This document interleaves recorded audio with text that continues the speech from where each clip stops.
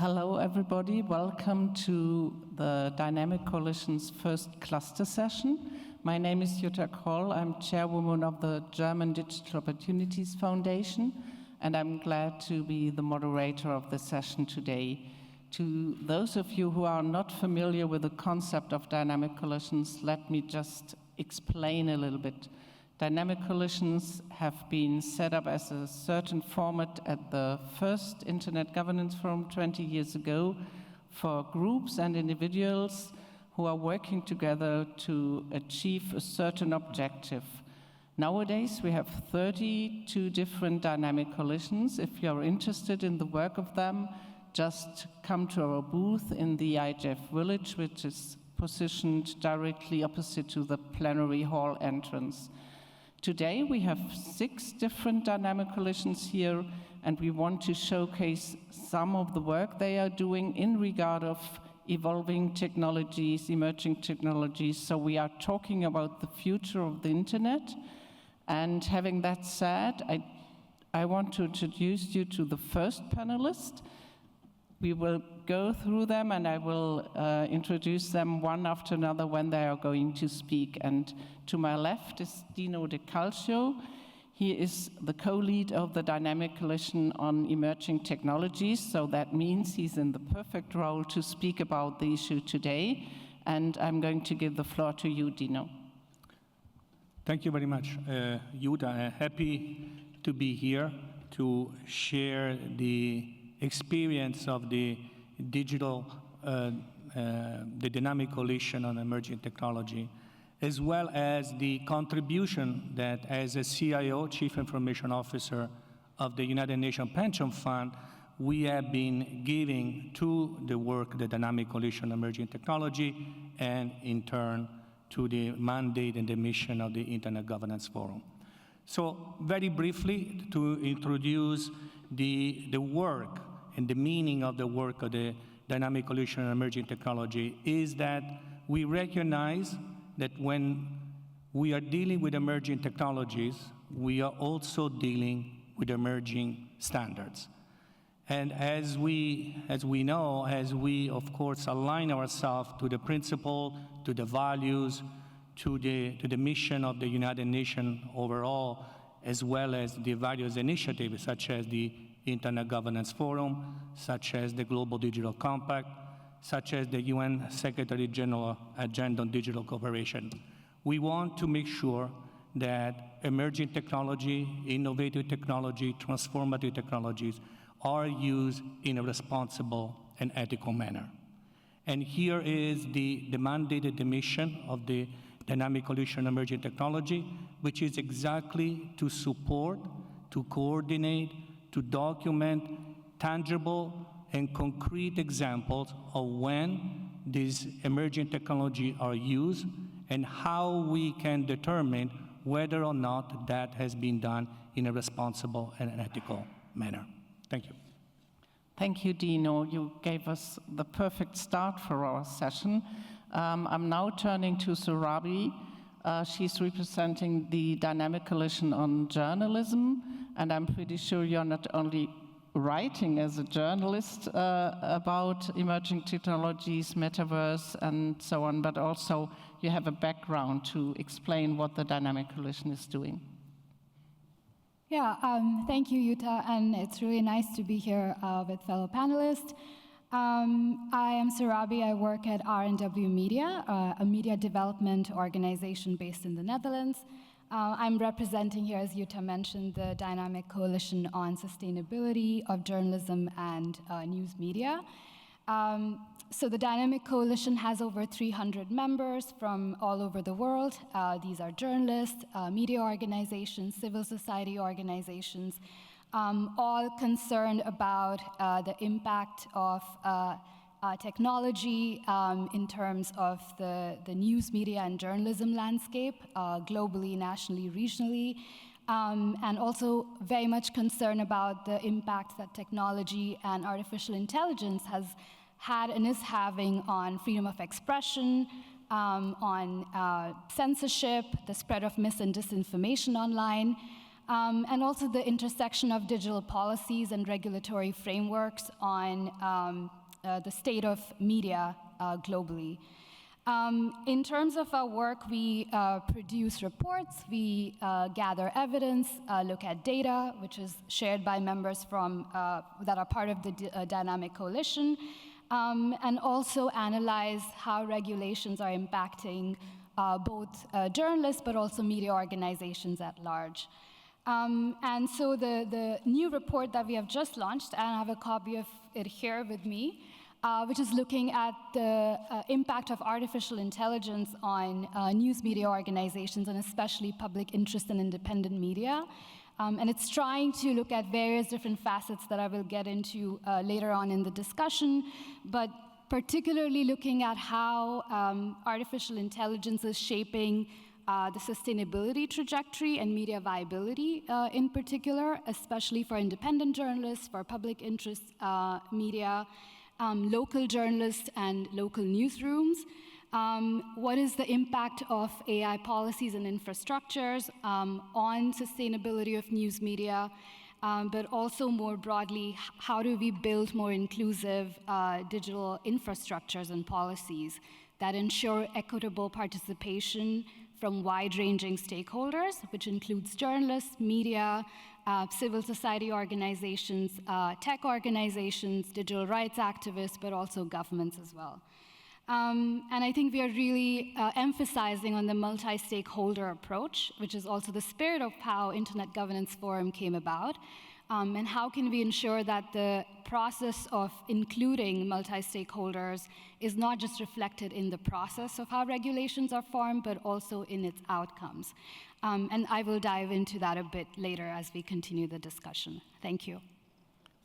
Thank you, Jurabi. I'm going directly to Dr. Rajendra Gupta on my right side, who has a long-standing experience in the Dynamic Coalition on Digital Economy, but also experience beyond the Dynamic Coalition, having running already the global think tank Health Parliament. You can tell us a bit about that, and I hope you can have a link to what Surabi has said before in regard of ethical use of new emerging technologies. Thank you, Jutta, and I thank IGF and the wonderful Secretariat for hosting this and giving us the opportunity to big round of applause for those behind it, Roman, Marcus, and other team members, Celine. I would not forget to not name them for making it happen. I think IGF is almost on the way to becoming an adult. We are 20 years old, so we believe we have to be more responsible to drive the change. As someone who drives a Dynamic Coalition on Digital Economy, we have always looked at getting to address the basics. While the narrative has shifted to artificial intelligence, for me still, I think that 2.6 billion people do not have access to internet. That means we are keeping them out of the economy of the current times, and we live in digital age. That's the first thing that we all should look at addressing, because if we keep them out, not only that they are losing, we are losing out. I believe if we bring 2.6 billion people more, which is 1/3 of humanity, we would grow phenomenally as an economy with new ideas and innovations. So for me, that matters most. The second thing is that what I said in Berlin a few years ago at IGF, that it is small number of large companies that drive the internet. If you really want to democratize it, it has to be large number of small companies. So that brings the question of governance of internet. And I think an organization like IGF and the wonderful work that we do as Dynamic Coalitions we have to do. We came off this report this year, Internet as a Great Equalizer. You can go to our DC page in a few days as it gets updated to download that. And on the point of, I would say it's ethical for us to here talk about what artificial intelligence is. What you asked me is that while there's a lot of things that talked about how much it will add to individual efficiency, but each level of deployment will also lead to displacement. So we have to be mindful of that as well. So we shouldn't lead to a digital divide which already exists, but we should also not lead to an AI divide, which will be far more dangerous to each one of us. I will stop here for now and then pick up the threads later as we interact. Thank you. Thank you, Rajendra. Picking up on the title of the document you have just referred to, the internet is a global equalizer, I would like to turn to my colleague Thorsten Krause, who is talking about equalizing the opportunities for children from a child rights perspective. Please, Thorsten. Thanks, Jutta. To prevent the metaverse divide and ensure that all children can participate equally, I would pledge to implement a child rights impact assessment. But I would like to take a step back before and come later back on that, and would remind you that children are early adopters. So the internet wasn't developed with children in mind, but children will use all these opportunities, will use the applications, the services, the games, all what is offered online, and they will use this with fun, with joy, and don't have such kind of precaution in their mind, or will use this for socializing, for education, for entertainment, and for all these. But they face risks, and often they also faces harms online. And to get a feeling about the amount, you have to know that 1 out of 3 users of the internet is a minor. So when we talk about children, then we talk about minors. So in general, we talk about persons until the age of 18. And the solution could not be that we put children out of these services and applications, to keep them out, to ban them. Then children have the right to access media and to take part in the digital environment also. And that's why in 2021, the United Nations Committee of Children's Rights released the General Comment 25 on children's rights in the digital environment, and described, and also prescribed how to realize the protection, the provision, and also the participation of children in the internet. And when we say that the internet was shaped without children in mind, then we now are in the situation to do it better when we are going to the further metaverse, to emerging technologies. And I think also that we must do it that way, and to realize an equal participation of all children without an experience of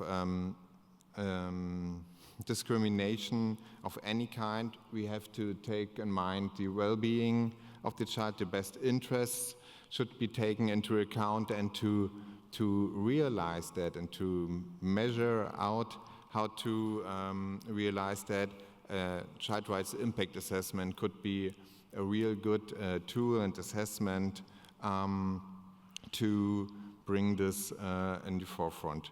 And maybe I leave it with that. Thanks.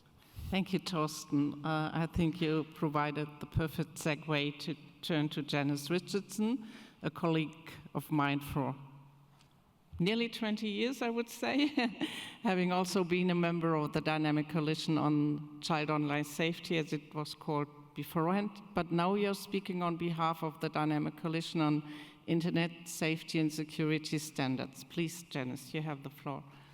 Thank you. Good afternoon, everyone. What is the ISC3? Why do we join? Safety, standards, and security. Well, first of all, because for me, for our group, standards are at the heart of safety and security. The IS3C is a little different than most of the dynamic coalitions in that we have a number of working groups. Usually there are about 8 working at the same time, so that we can deep dive into various aspects. For example, quantum computing, Internet of Things, procuration.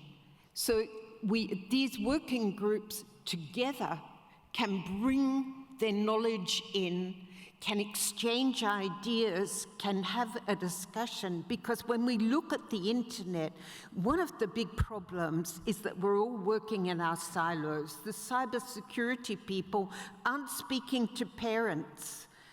Government is not really listening to the voice of the user. And we all know that the user is in fact the weakest link in the chain of cybersecurity. So my working group is education and skills. We have conducted a study. We found there's an enormous gap in what industry is expecting and what is being learnt by university students. There are many gaps, in fact, and I think the solution is, why don't we all start working much more closely together in a hub so that we can share information, we can learn from each other. It's not happening, and it's really great to be here today because it looks like it is happening for the first time. Thank you, Janice. Having that said, I'm turning to our youngest dynamic coalition, I think, and also our youngest panelist, which is Amrit Kumar, and he should join us online. Yes, I already see you, Amrit, and I'm giving the floor to you now. Thank you, Yuta, and the colleagues that helped make this session today possible. Also the participants, both online and in person, joining at all times. And firstly, I would just like to get a segue into the Dynamic Teen Coalition and the work that we're doing. From our name, you can probably tell that our work is oriented around teens and supporting teen digital rights. So the main basis of our work is the understanding that teens are not passive users. We remain deeply engaged in various social platforms, in coding communities, in open science, and we help shape various platforms as creators, innovators, and stakeholders. Yet, there's many barriers that still impact teens and the way that we work within these digital spaces, and that is where DTC comes in. So when we're talking about all this innovation and these various technologies, it's important to understand who gets to shape these technologies and ultimately the exclusion in place at the moment across the IGF based on structural age barriers. And that's something that we'll be going further into this session and something we'd love to talk about. Thank you. Thank you, Amrit. Your input has forced me to kind of initiate a short dialogue between Dr. Rajendra and Amrit, because you have told me beforehand that you would like to talk about the fear of missing out the opportunities of evolving technologies. And I'm pretty sure you can explain us why you want to talk about that, and then we could turn back to Amrit to probably tell us what is the teen perspective of this kind of fear of missing out. And to say it's FOMO called for those who are not familiar with all these abbreviations. Thank you, Jutta. I think one of the things that gets with the internet is not just the democratization of what goes around, but also it becomes viral. Everyone gets to see things and watch them and gets so excited. There is a fear of missing out. But I think there is one more fear that has started, is fear of starting late. That's why we see every generation of people wanting to start now about technology, while some of them have not reached a level of maturity that would need them to be used. And I think that's where we need governance, standards, and more importantly, self-regulation. But there should not be a fear of missing out or fear of starting late. But on the point of whether the FOMO of AI is real, the short answer is yes. I can assure you that anything we do today, when we meet in IGF in 2027, I'm saying 1 year beyond that, we will not be doing the same way as we are doing. We will not be doing like this. 2 years back, I hosted a meeting where we had robot as a panelist. I think it will for some still appear to be unusual, but the robot answered the question on a global summit like this as a human being. I think we are in for something good, but rather than fear of missing out or fear of starting late, I would encourage everyone, whether you're a teen or you're an older adult, is to start playing with technology before you start using it, because at the end of the day, we are living in a digital era. And as an economy on the Dynamic Coalition on Digital Economy, we believe internet for all and livelihoods for all. Thank you. Thank you. Amrit, would you like to come in on that question as well?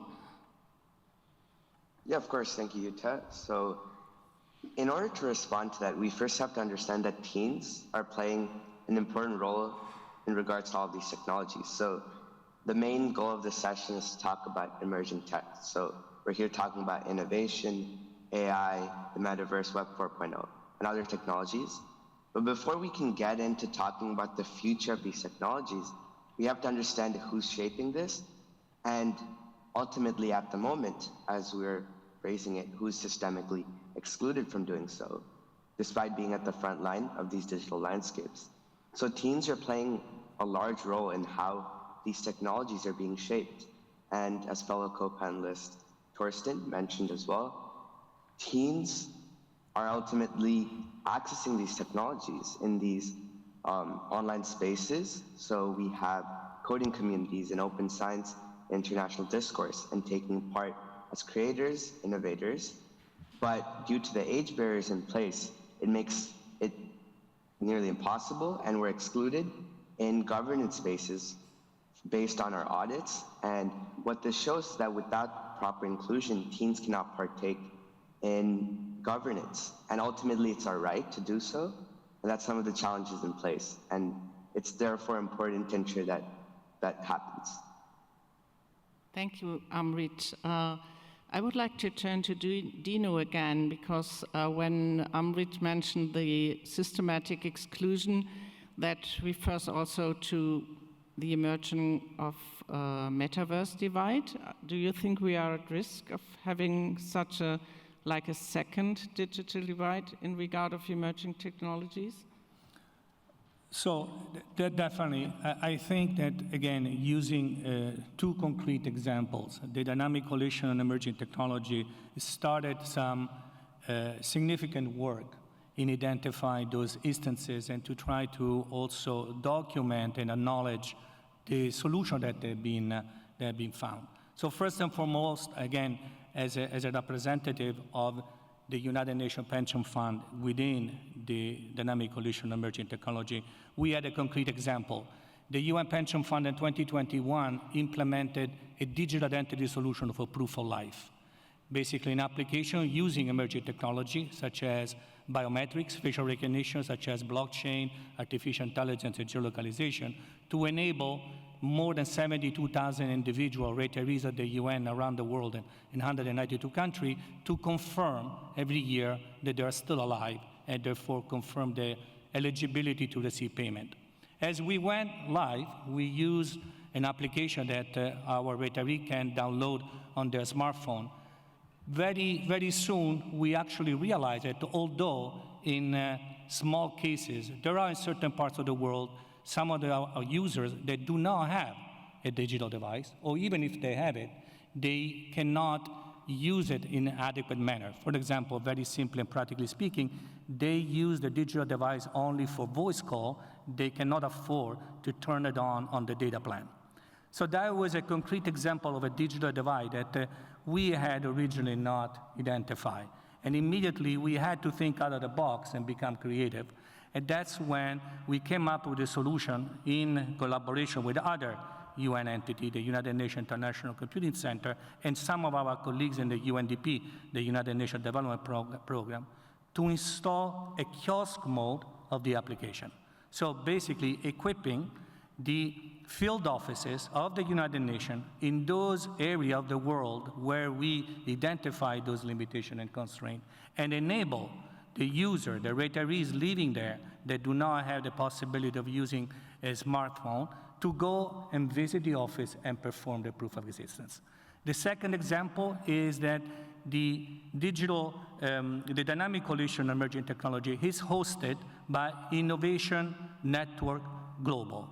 It's a Canadian-based organization based in Vancouver that actually started to experiment solution for the use of emerging technology by indigenous population of Canada. And they also encounter a situation where members of the indigenous population did not have access to public health services. And with them, they start experimenting solutions using remote sensoring in order to enable them to have some sort of a diagnostic that could be sent to specific healthcare provider and provide them the services that they need. So indeed, just to answer in short to your question, there are cases where unfortunately we still experience this digital divide, but at the same time, there are ways to resolve them. Okay, thank you. With regard to these solutions you have described, they are kind of showing creativity, but will they still fit into the standards that the Dynamic Coalition on Safety, Security and Standards is asking for? What do you say, Janice? Yes, first of all, I think we need to understand what standards are and why they're so important, because they should be guiding the way that the emerging technology is being developed. They need to be very flexible to encourage innovation, but they also need to be well known and taken up, not just by the people developing the technology, but also by all of us. You spoke a little while ago about children's rights. I often go into schools and I ask, can you cite 5 rights, 5 human rights? I very rarely found someone who can actually cite them. And I think it's the same thing here. Standards are important, rights are important, but what use if people don't understand about them? We did a study 3 years ago, the study I just mentioned, and it actually came up with something very interesting. In the cybersecurity and the technical industry, the very big downfall of young graduates is that they don't understand the architecture of the internet, the architecture of the cloud. We've all become these superficial users, but we don't really understand what's underneath. So, and this, I think, it's a different sort of divide, because people, I think most of us here, really understand what the internet's built on, what can happen if I do this or that. But the people who don't understand that, who don't understand the impact that the internet, that digital technology is having on their life, they're the ones being left behind in the divide. So that's my idea with the standards, which are crucial, but they've got to be well known, otherwise they're just useless. Thank you, Janice. I think we will go back to human rights and standards when I turn to Torsten, but firstly, Rajendra, there is also an economic aspect to a further metaverse divide or digital divide. Please. Thank you. Thank you. You know, the challenge that I see today is that technology fights between 2 P's, people and profits. Well, the third P, purpose, is missing. So I think what we need to look at, some of the things that have to be classified as digital public goods and digital public infrastructure. If we do that like Dino has done in the UN, is to use blockchain as a digital public infrastructure and a public good. The moment we do that, profits will be there, but purpose will be above profits when it comes to people at the center. I think that's the biggest thing. Otherwise, digital divide will aggravate. There'll be a disproportionate aggregation of money in the hands of few. Thank you. Thank you. Torsten, my question to you would be, how do we prepare children, teens and youth for the impacts of an algorithm-driven future, and that might be also shaped by a divide, that not all have the same or have access to the same opportunities? Okay. Firstly, when it's possible, I would like to refer to what you said. Yes, I agree that children and also adults too often do not know what rights they hold and which rights exist. But maybe a difference to the standards is that children don't know that it is a right, but if they express their feelings and interests, then you can find that it is a right, even they don't know that it is a right. I hope I express it in a way that you can follow them. But how to prepare children that they don't miss. I would say to raise a child in our today's society in a digitalized world means to raise them with media literacy too. So as I said, children are early adopters, so there is a duty to prepare them to work, to use, to realize these tools and opportunities, and this duty is a shared one. So it's a duty, of course, of the parents of the children, but not alone. It's also a duty of the adults surrounding the children, of the educational staff, of other responsible persons, but also of the services of these organizations and firms who offer this applications, these games, these opportunities, and so on. So it is, I think there's a need for a mix of measures to prevent this gap, and it will be an ongoing process of teaching media literacy. From my perspective, it should be part of the curriculum in the kindergarten and preschool, and further on up to the high school, because it's an every time evolving system and environment, and there is not, we have learned it once and then we can live it our whole life. So it's an ongoing process, and it should come together with an accompanied media usage, especially when we or when children and we together dive the first time in an application or in a service, in a game, to experience it together, to face what's happening there, why, or how you can gain the joy and the fun of it, but what maybe also the risks and harms. And so we could maybe put it simple that strong children are raised by strong relationships. So we have to listen to each other, to follow what we are doing, and to be open also for the experience, and keep a kind of a trusted relationship.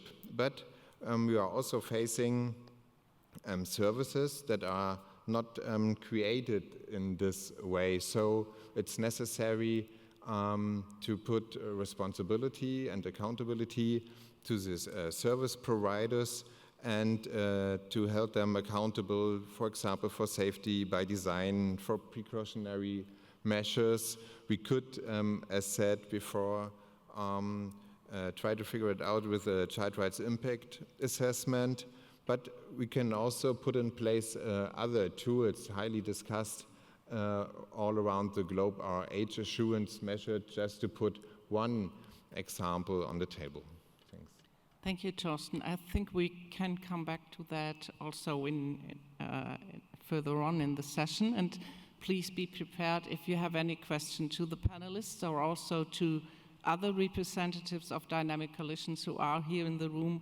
I will open up the floor after Surabi has been speaking, and then Amrit again. Surabi, Torsten has been speaking about children's rights and the right to freedom of expression and to access to information is laid down in the UN Convention on the Rights of the Child, Article 13 and 15, but it's also a general human right, which the Dynamic Coalition on Journalism has put a special focus on. And do you think that these rights to freedom of expression and information access are under pressure with new emerging technologies? Yeah, thank you, Jutta. And I think it was very useful to actually listen to all of the panelists here and tie in some of the points that I wanted to bring here on behalf of Dynamic Coalition on Journalism. Yeah, I mean, for us, freedom of expression is certainly a very important standard, journalistic standard that we hold dear to media and anyone working in the media space. And access to information has suffered a huge blow, not just in terms of the digital divide, but also access to factually accurate, reliable information as we deal with more and more misinformation, propaganda, but also AI-generated content. When it's really hard to sift through what's really the truth, what's really fake. And so, of course, there is a huge infringement to the right to freedom of expression, but also access to information that can save lives is useful for us in a meaningful way.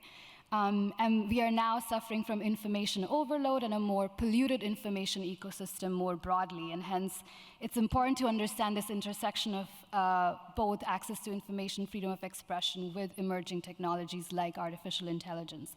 And I wanted to refer to also something that was tied in from one of the panelists on a paper that's appeared in our latest report by Jenna Fung, where she talks about access to information and news by Gen Z on social media. And while they're experiencing FOMO, I think it's important to also recognize that they're also not necessarily having access to the best news or information out there. There's a lack of nuance.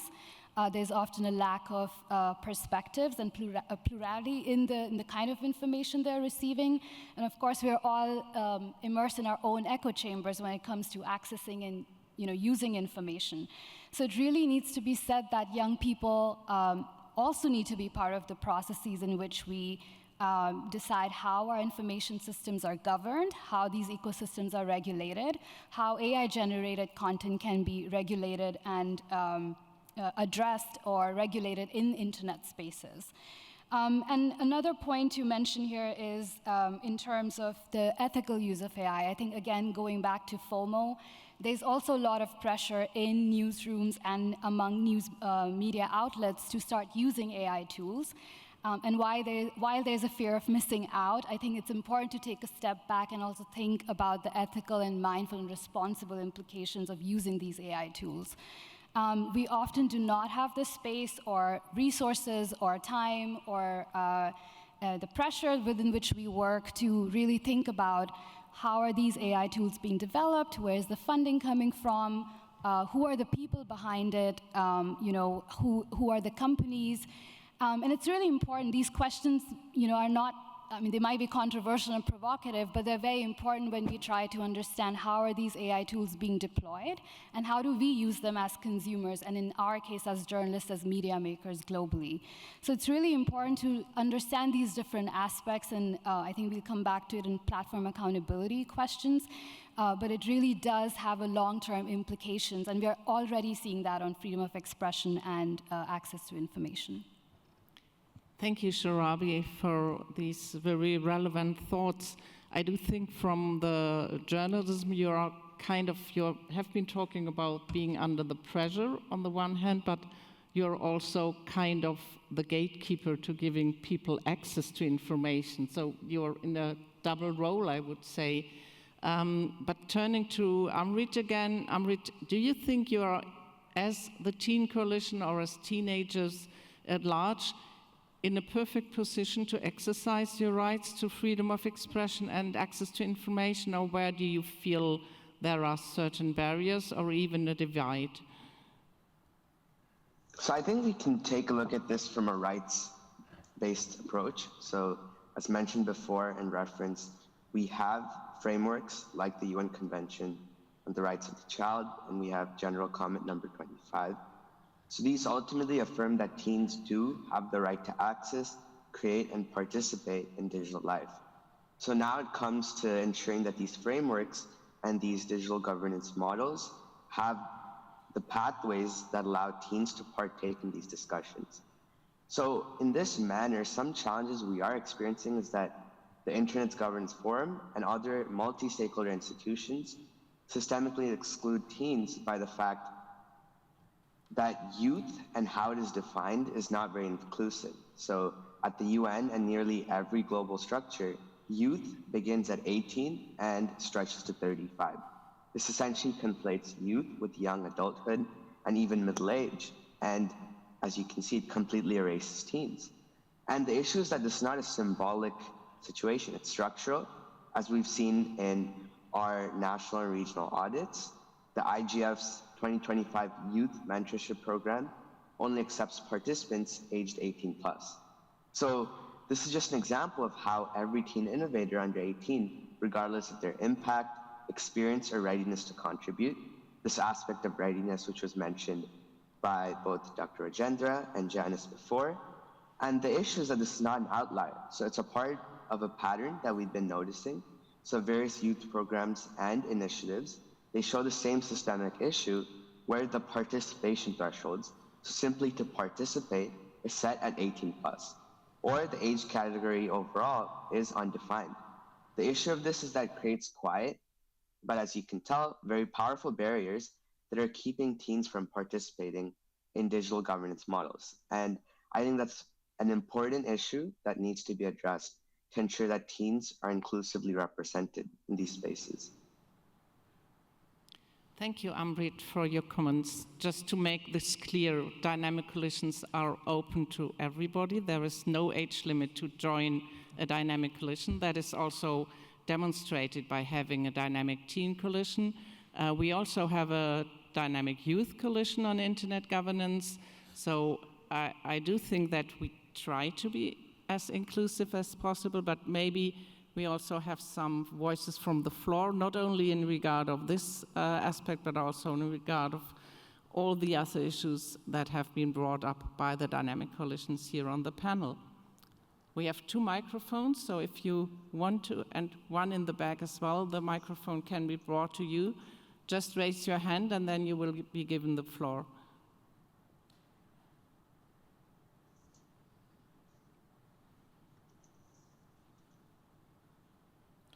I'm turning to, wow, do you have any, I think you are the online moderator. Have you seen any, oh, sorry. I'm really sorry to put you on the spot. Okay, maybe we have someone here in the room and then we have a look whether we have questions also from online participants, not to exclude them. You want to have the floor? Oh no, I thought you had raised your hand.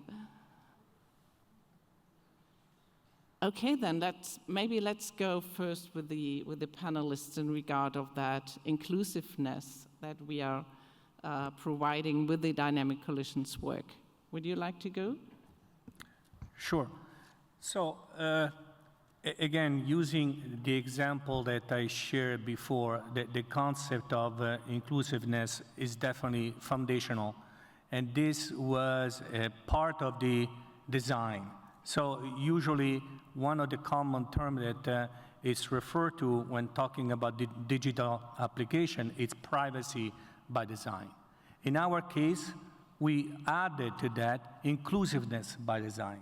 And especially when you're dealing with potentially disadvantaged groups, such as in the case of the UN Pension Fund with certain demographics, that level of inclusiveness was, if you will, a different level. It was not just about the age, it was not just about geography, but was also about the potential level of digital easiness, if you will. So adopting a concept of human-centric, we definitely focus on making sure that during our testing, we were able to capture whether the user interface, whether the experience of the client with the application was such that anybody could have understood what was expected of them when using the application. But going beyond that, we also realized that it's not only about using the application, but also trying to prevent certain fundamental questions. For example, in an application that uses biometrics, an instinctive question would be, where is my biometric profile saved? Is my biometric profile protected? Is it transmitted during the course of the use of the application? and so forth and so on. So the concept of inclusiveness went beyond the concept of just making sure that everybody can use it, but that everybody can use it in a meaningful way by able also to understand what they're doing with the application and what are the pros and cons of the application itself. Thank you, Dino. I do think, Torsten, you have a certain position regards of biometrical data of children as a certain vulnerable group. Would you like to get into that? And then I turn to you with regard to the economic effects of what Dino just has said. Yeah, you're right, Jutta. The data of children are protected by the general comment or by the Child Rights Convention, and they are protected not just for children, of course. We have several legal systems and laws and constructs in place to protect the data of all people. But when it comes to the data of children, then I think we have to raise the bar. We have a higher level of protection, and even when it comes then to the biometrics data of children, then we have to keep this in mind. And so I think we have to develop and establish systems that are not in general based on these data, so that children are able to decide if they want to provide these data and not to be excluded from the application, from the service, from the offerings, if they decide not to do so. And that's why I think that's necessary that we put this also as a kind of a standard. Maybe it is also a standard that it's not obligatory to provide your biometrics. Yes, thank you. So I got it from your answer that obviously we all come sometimes in the situation that we have to decide whether we give away our biometrical data or more data than we wanted to give away on the one hand, or otherwise we are excluded from using a certain service. This is also an economical question, isn't it? Yes, Jutta. I want to spin this discussion on a very historical perspective. See, I'm a policymaker who writes policies. So I don't look at few decades, I look at entire millennia. And this is very interesting for all of us to understand. So if I look at the last 2,000 years, first few centuries, any economy that was strong in agriculture was a strong economy. India had 27% of the world GDP, 1/4 of the GDP. Then one who had a strong military or firepower was a strong economy. No wonder UK and US started controlling the world. In the times that we're living now, it's about trade. So we see China as the world power. But the future we are transitioning to is technology. So I think anyone who is strong in technology will control the world. So for all of us, one facet we have to understand, this is not technology change. This is a societal and civilizational change. Unless all of us move to this and start using technology, this will be a big disservice to the society and economies. So it is an economic imperative, but let's understand it's a societal and a civilizational change. Everyone has to be on the internet and using technology. My worry always as DC digital economy comes to that still 1/3 of the people have no access to the internet. We are missing out a huge economic opportunity. Thank you. Thank you, Dr. Rajendra.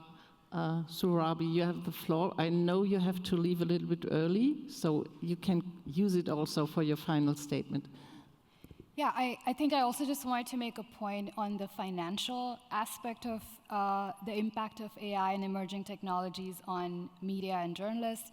So in our paper where we interviewed media outlets and primarily smaller media outlets that are doing more public interest work in the global majority, global south countries, but also in the paper by Mira Milosevic, which is included in the report, we find that the cost of accessing these AI tools is quite prohibitive for a small media organization.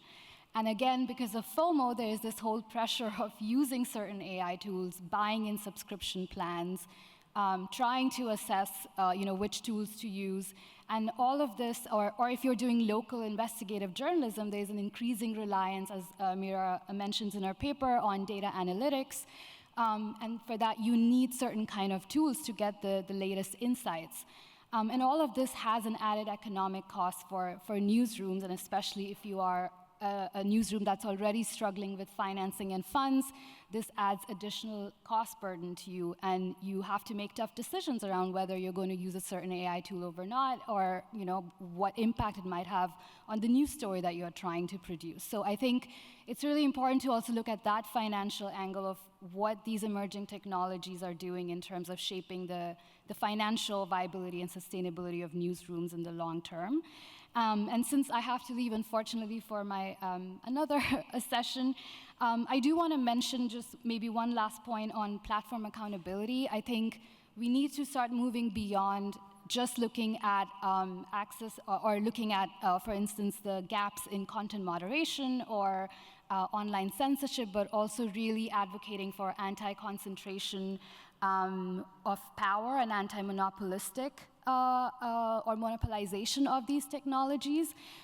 If you have read the book Empire of AI by journalist Karen Howe, which was just released last month, or if you follow journalist Carol Cadwallader, who's writing a really excellent Substack on how to fight the bro-oligarchy, you really understand who are the people and companies shaping these AI tools and the empire of AI, as it's being called.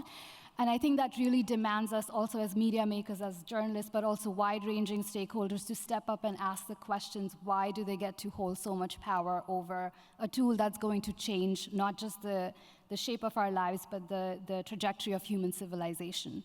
So I think that's something as journalists, as media makers, we need to start questioning along with everyone who's really interested in how AI governance needs to shape the next few years and decades of the work we are doing on internet governance. Thanks. Thank you, Surabi, for your input and also for being with us on the panel. I do think you will also be able to be at the Dynamic Coalitions booth for those who want to have pose a question to you. Do we have a question from online participants? No question? Yes? Yeah. And anyone who has woken up in the room can also ask, please. Yes. It's from Mr. Timothy Holborn, but perhaps he can get it can be put online so that he can ask a question himself. Okay. Can we get the person speaking? His name is Timothy Holborn. Can you open the microphone to the Zoom participant?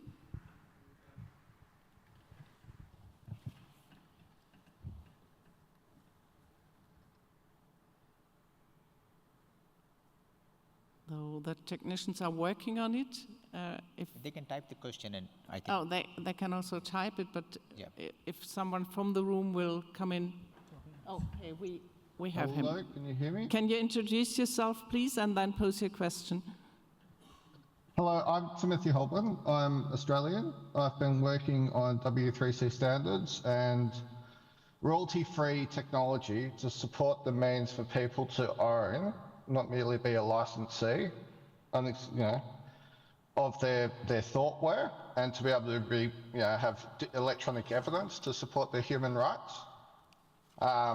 So some of the works I've been involved with include verifiable credentials, which you might know as digital identity, and things like Solid or Read-Write Web, the My Data work, and things like that.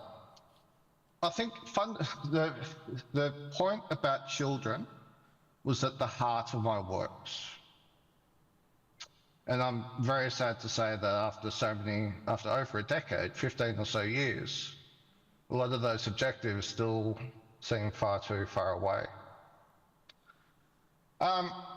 There's a fundamental piece about technology, about artificial intelligence, about how we're collecting an increasingly high resolution of who we are as people, of our consciousness, of our mindware, of our relationships, of our footprint. But the infrastructure to make sure that it's actually owned by us as natural people, that somehow that's allowed, seems to have a lot of friction. And part of that might be intellectual property and trade, where it's kind of like people fighting over something that is a physical thing rather than the fact that we are sharing this conversation. And so we have implied and expressed moral rights around that, and perhaps those sorts of things needs a different sort of series of considerations. But in my technology work, I wonder which is the best jurisdiction in the world to do this sort of work, because at the moment, if I did more, I'm concerned that it would just end up in a bunker, or perhaps in Facebook. And so that impacts adults as well as their ability to be parents and to protect their children. So I'm not sure if that question is clear. What jurisdiction in the world is leading the way in how the natural rights of people, the human rights of people, the fundamental needs for agency, personhood, and digital, those sorts of things, are able to be preserved through this wild road of digital transformation? Thank you.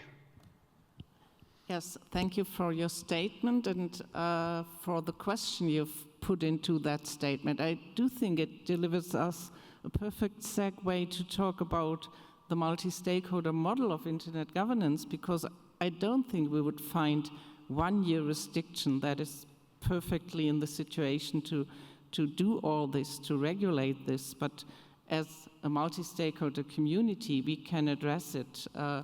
What do you think about that? Yeah, thank you, Jutta. I think it's a very important point. We have moved from, the youth to children, the teen. I think we are in Gen Beta now. Anyone born on 1st January 2025 is Gen Beta. So how much we will get into? The bigger issue that comes to everyone is ethics, not regulation. I think we overly focus on regulation and standards.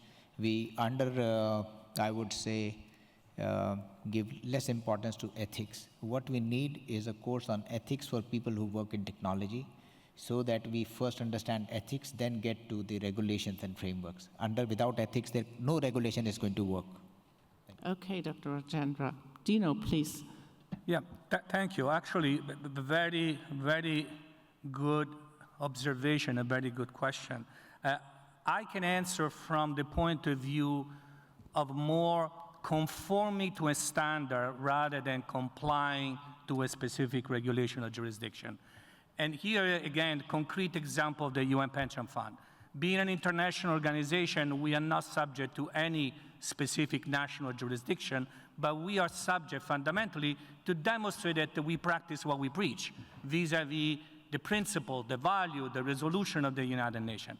So my colleague Janice before made emphasis to the need to have standards, but even more to the need to have standards that are understood. So in our case, we took this at heart, and we did not only adopt emerging technology and implement it, but also we went further in making sure that the use of those emerging technology was being done responsibly in accordance with the standard. So not at the level of jurisdiction, but I can answer the level of technical standard. We certify the application in accordance with the international standard ISO, and specifically, most recently, the ISO standard on the responsible use of artificial intelligence, ISO 42001. And I will spare you reading the tens and 100 pages of the standard, but just focus on two things that are expected by organizations that wants to demonstrate that they use AI in a responsible manner. And there are two. One, to explain, and two, to be transparent.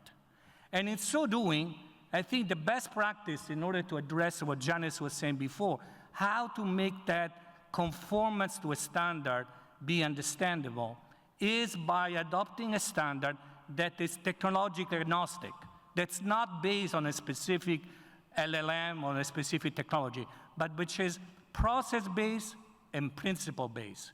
And this is where, for example, we had to explain, first and foremost, how a complex technology works, and two, to do it in a transparent manner by demonstrating how the use of that complex technology was done in an ethical manner vis-a-vis the principle and the values of the United Nations. Thank you. Thank you, Dino. I'm turning to Janice. Yeah, We're talking about multi-stakeholder, but there's one thing, because my background is in education, there's one thing that absolutely intrigues me, because for the tech industry, what is education? A consumer. We know with the data sets that they develop, with the products that they create, that they see education as nothing more than a consumer. And I'm waiting for the day when they become real partners. Who in this room works in education? I think you see my point. There are what, 4 of us, 5 of us. But the day that education and the tech industry become real partners, not just multi-stakeholders, which is nothing more than a term, then we're going to see a big difference. My next point, we did talk about societal change, and there's one huge change underway, but we don't seem to take it into consideration. We're throwing everything nowadays at education. We are all expected to be able to look after our own cybersecurity online. But who is actually doing the teaching? And do these people really know what they're talking about? Are they really up to the latest in what is technology?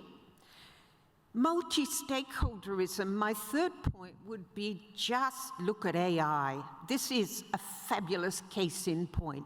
UNESCO has developed, I can't remember if it's an act or a charter or whatever. The European Commission has developed the AI Act. The Council of Europe is developing some other sort of act or convention. But why don't we have this joined up where the institutions are actually working together and we're getting a single set of standards in this very important area that is simple enough for all of us to understand and therefore for all of us to file complaints and to make sure our rights are respected, but that are really flexible enough that we can keep creating and keep this technology emerging until we get to a point where everyone can have access because it's free. Thank you, Janice. Thorsten, it's your turn now. Thanks. Yeah, so many thoughts are going through my mind. I try to sort it out a little bit. But first, maybe let me put your attention again to the Convention of the Right of the Child. Children have the right to participate, so the voices of children must be heard, and not just be heard, but taken into consideration seriously. And so when we are coming again to the digital environment, the United Nations declares that all children should be involved and that they listen to their needs and give due weight to their views when developing legislation, as you talked about, policies, programs, and services.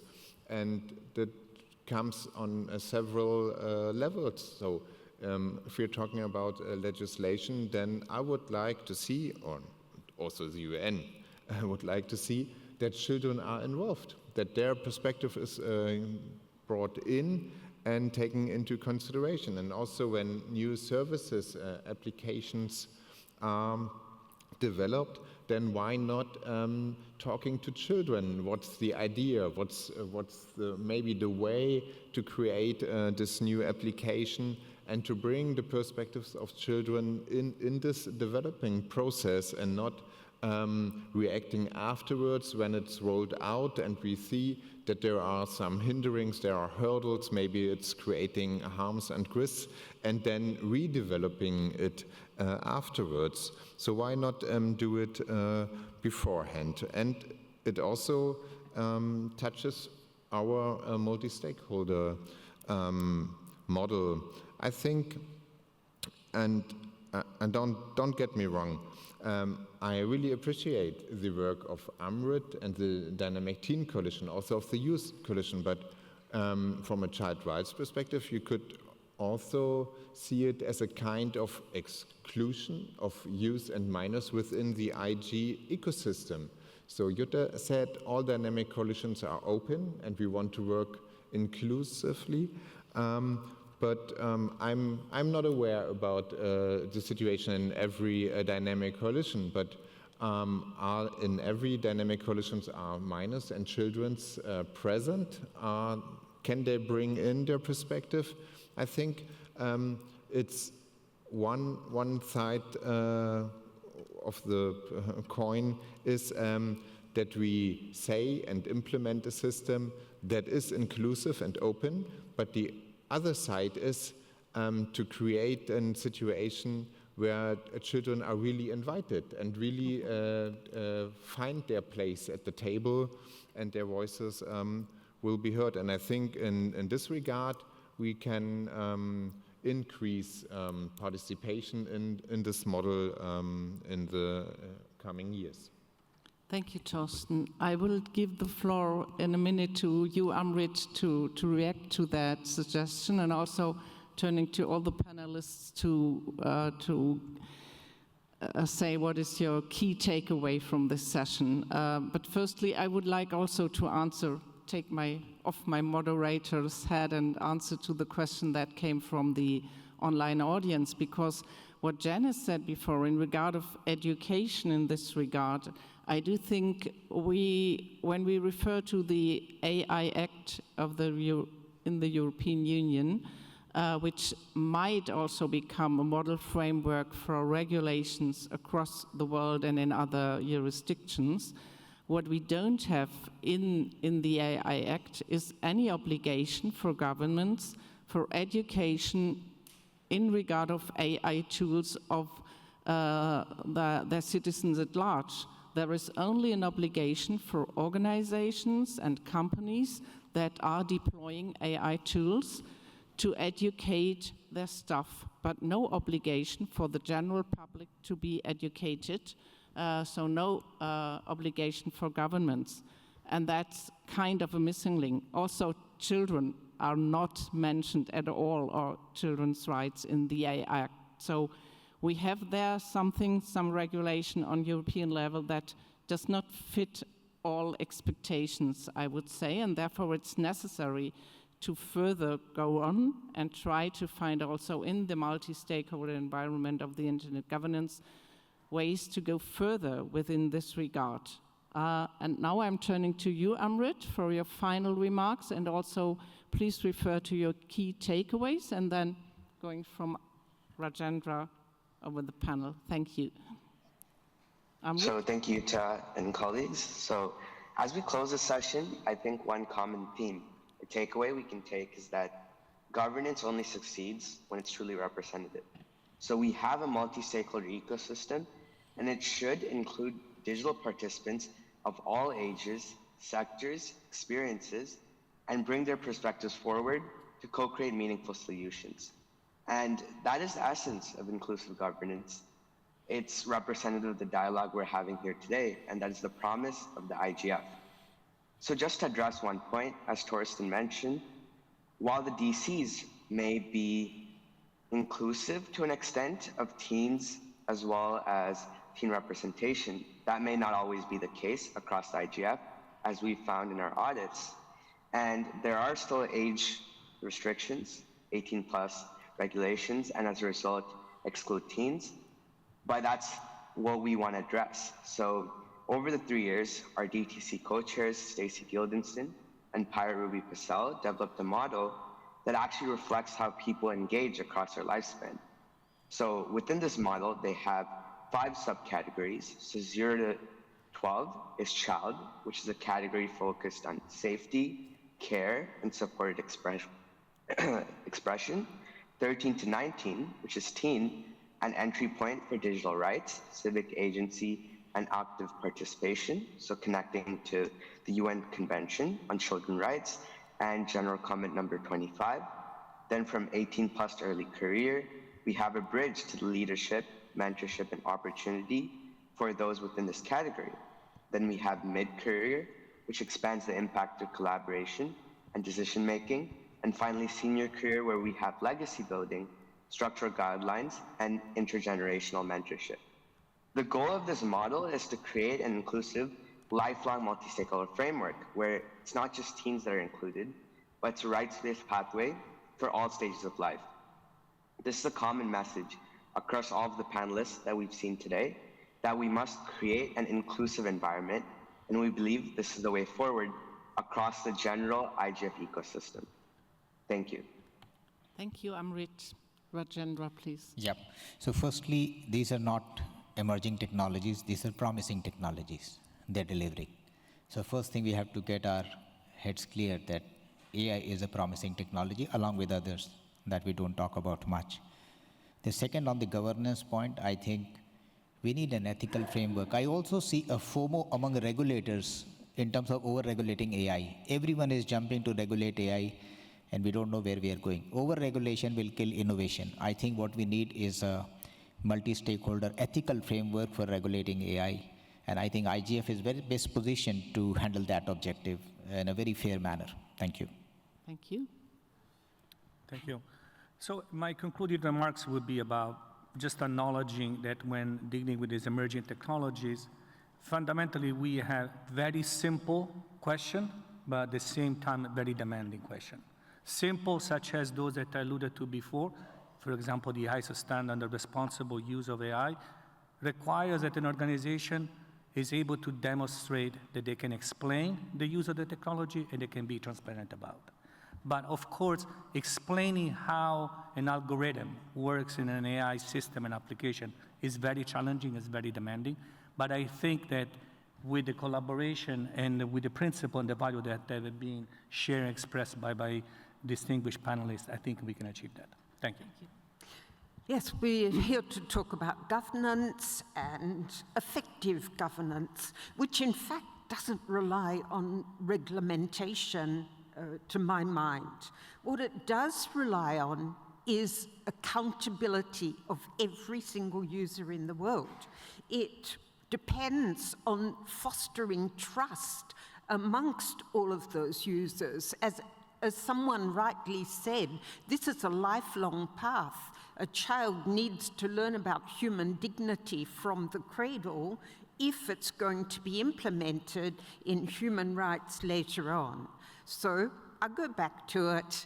We need to inform, but really inform. We need to educate, but we need to build the agency of every single person so they understand what accountability means. And then I think we'll have a very different internet. Thank you, Janice. Torsten, you have the last word. Thank you very much. Okay, there's a question. Okay, so maybe it's not the last. Yeah, I think we are facing new challenges with the upcoming metaverse, with emerging technologies, with artificial intelligence, with the Web 4.0, and these challenges are huge. So we have to find solutions. And on the other side, we have fundamental rights of us, the fundamental human rights. And I think, or I believe, that we'll find the answers for these challenges in our fundamental human rights. So technology should serve humans, they should serve us, and they should respect our rights. And so we can level up our societies and gain from the opportunities. I think that could be a way. Thank you. So we have a final voice from the floor.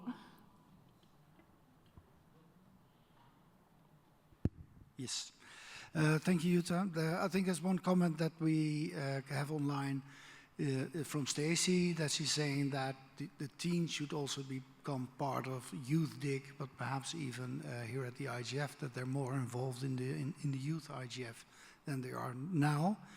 And taking off my hat as remote moderator, listening to you all, I think that there is a strong message coming out of the different DCs, which at a little higher level is one message, that we need to become more integrated, more aware of what we're doing, and perhaps be able to submit a strong message as dynamic coalitions at the end of this IGF on what emerging technologies or promising the technologies are and how we should deal with them, because I think we've heard the message already from you, so thank you for that. Thank you. Thank you, Wout, for that final statement. Also, thank you to Stacy from the online participants. Thanks to all of you who have been taking part. If you want to get more information on the work of the Dynamic Coalitions, just come to our booth, where you get also the information of 3 further workshop sessions that are run by Dynamic Coalitions, and also you are invited to the Dynamic Coalitions main session, which takes place on Wednesday morning at 9 o'clock in the conference hall. And thanks to all my panelists and to all those people who have been very, very helpful in the preparation of this session. Thank you. See you later.